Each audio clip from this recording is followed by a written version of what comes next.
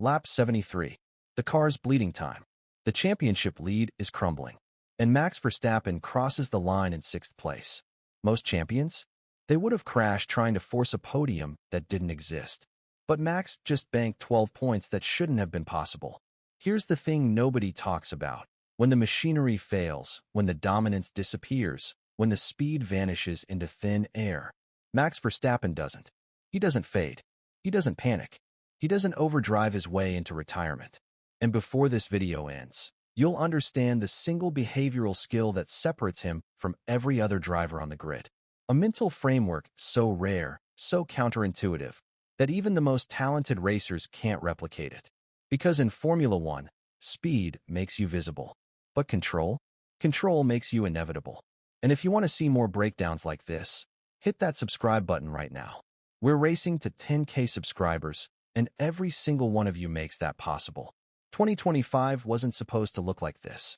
The Red Bull wasn't the rocket ship it had been. The gap closed. The podiums became harder to reach. And suddenly, Max Verstappen was fighting with machinery that couldn't match his ambition.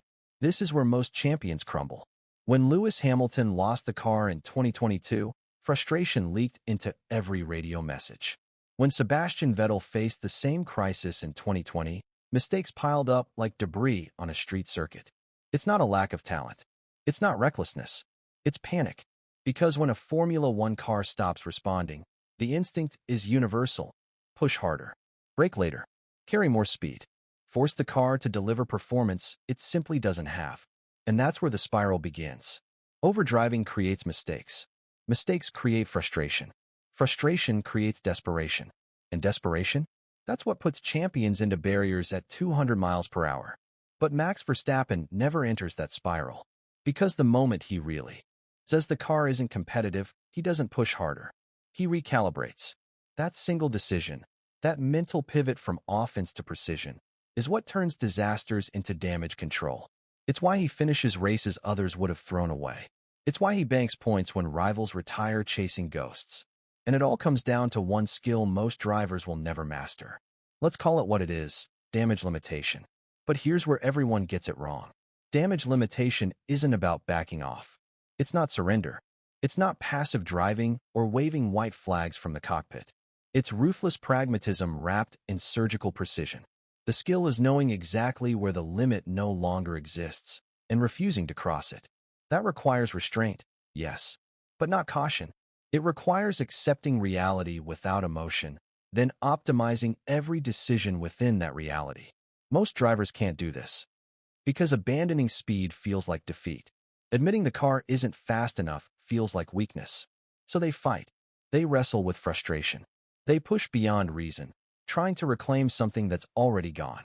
Max doesn't fight the car when it has nothing left to give. He reads the deficit, accepts it without argument, and immediately switches operating modes. Where others see limitation as something to overcome, Max sees it as a parameter to manage. He stops chasing unreachable performance and starts extracting reachable outcomes. And that separation between ego and execution, that's what turns 6th place into championship relevance. If this breakdown is opening your eyes to how F1 really works, smash that subscribe button. We're building the smartest racing community on YouTube, and you're part of it. You can see this behavior if you know what to look for. He accepts lost battles early, instead of turning them into prolonged fights that drain tires, burn fuel, and create risk.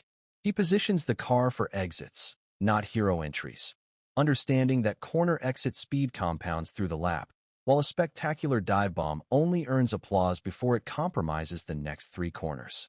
He prioritizes race longevity over highlight reels, because a full distance driven cleanly beats a brilliant opening stint followed by retirement.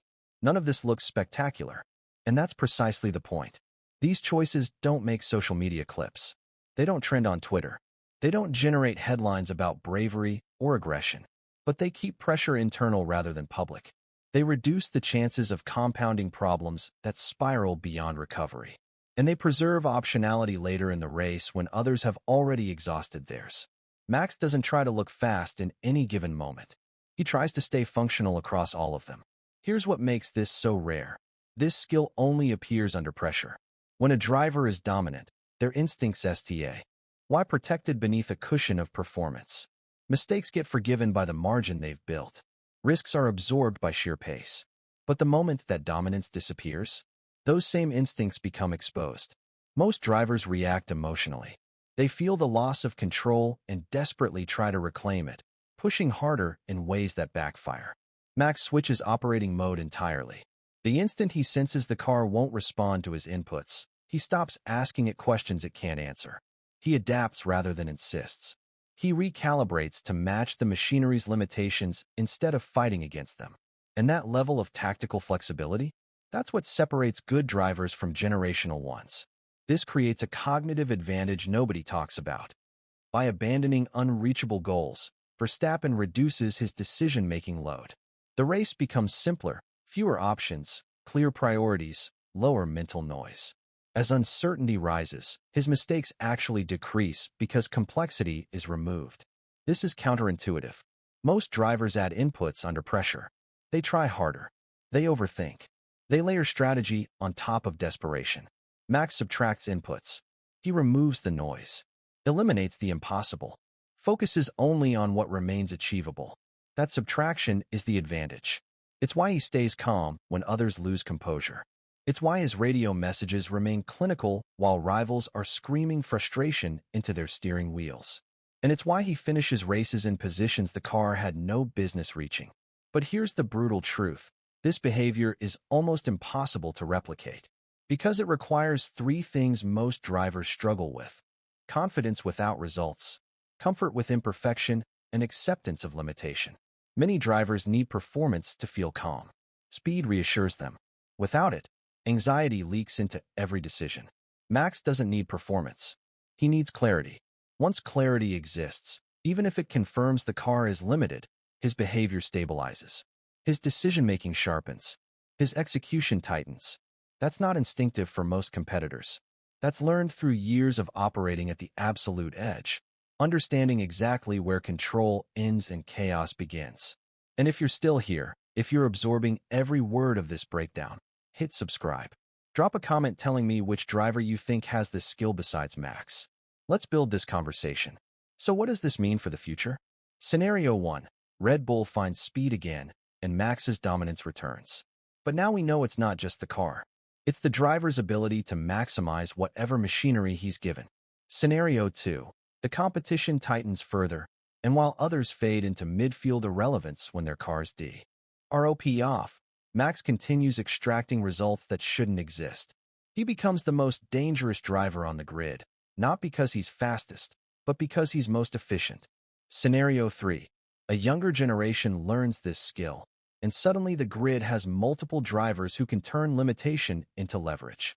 The championship becomes less about peak performance and more about damage control mastery. One thing's certain: speed makes champions visible. Control makes them unavoidable. But here's what I can't stop thinking about. Can this skill be taught? Or is it hardwired into Max's psychology after years of operating under his father's brutal training methods? What happens when another driver masters this mental framework? And most importantly, is this why Max Verstappen will never truly disappear, even when the car does? Because when a Formula One car isn't fast enough, most drivers vanish from relevance. Max Verstappen doesn't. And now you know exactly why. If you made it this far, you already understand. F1 isn't just about who's fastest. It's about who survives when speed runs out. So tell me in the comments, who else on the current grid has this skill? And who crashes when the car stops cooperating?